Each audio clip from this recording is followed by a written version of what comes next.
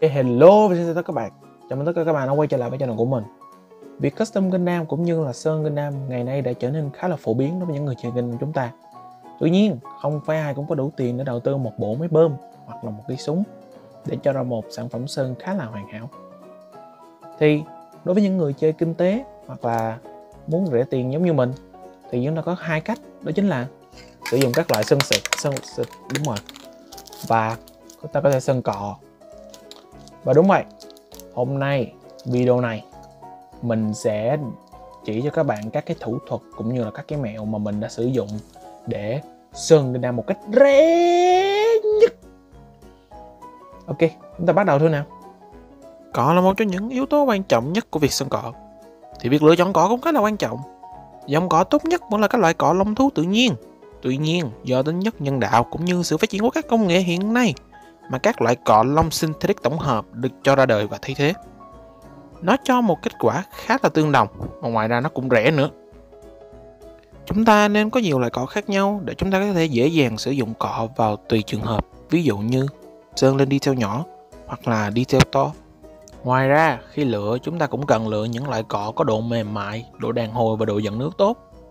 Các chất liệu còn lại tùy vào cách sử dụng mà các bạn có thể mua thử nhiều dáng cọ để xem loại nào phù hợp với cách vẽ của mình nhé. Đối với những bạn không rành lắm về cọ thì mình có mẹo này mà mình nghĩ sẽ giúp ích cho các bạn. Nếu các bạn mua cọ về, bạn ngâm trong nước tầm 30 giây. Khi lấy ra, bạn lấy tay đẩy nhẹ phần lông cọ. Nếu lông cọ trở về hình dáng ban đầu, tức là cây cọ đó phù hợp cho việc sơn mô hình. Về phần sơn thì chúng ta cũng có nhiều loại sơn như là enamel, acrylic, lacquer, vân vân và vân vân. Tuy nhiên ở đây mình sử dụng acrylic là chủ yếu nhé. Đầu tiên, trước khi chúng ta sơn thì chúng ta phải chắc chắn rằng sơn đã được trộn đều.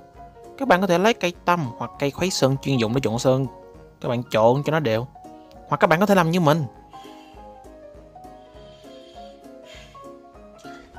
I got a bad feeling about this. Sau khi sơn đã rất đều thì bây giờ chúng ta sẽ kiểm tra độ đặc lỏng của sơn.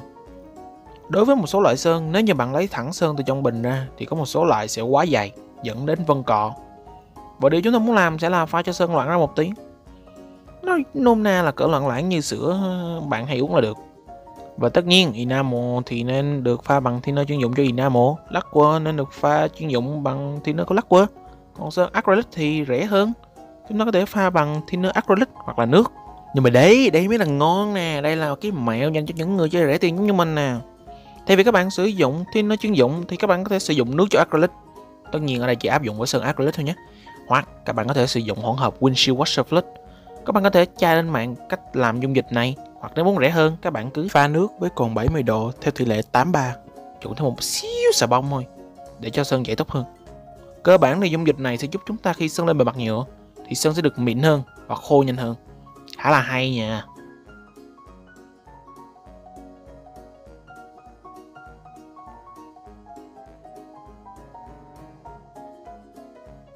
Ok, thì đầu tiên chúng ta cần phải xử lý trước khi sơn. Trước khi sơn thì tôi khuyên mấy ông nên rửa sơ qua các cái pot hoặc là runner. Ở đây tôi rửa sơ qua bằng một ít xà phòng cộng với giấm.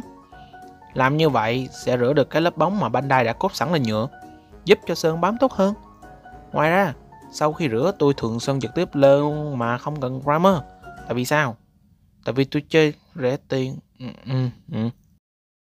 Tuy nhiên, nếu mà đang có primer thì cứ xài nhé. Bởi vì primer sẽ giúp sơn bám tốt hơn mà. Đừng có cheap shit như mình.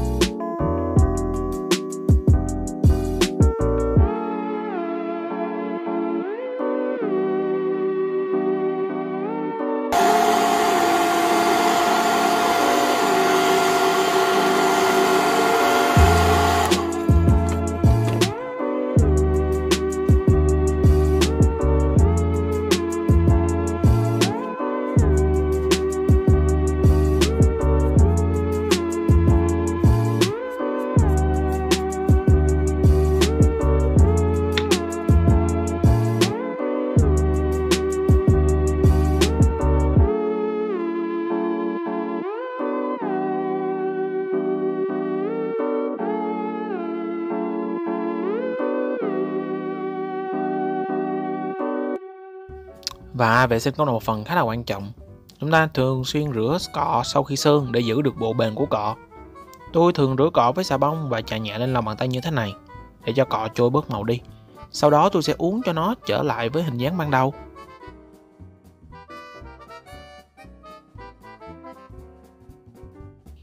Và sau đây là một số sản phẩm sơn cọ của tôi. Mong các bạn xem thử và đánh giá nhé.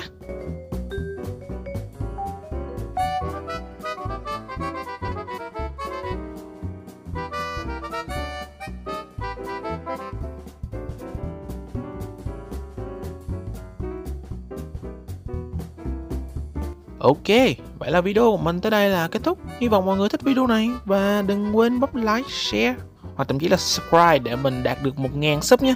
Thật sự là mình rất là cần cái 1000 sub luôn nên anh em giúp giùm tôi nha. Và vâng, chúc các bạn thành công.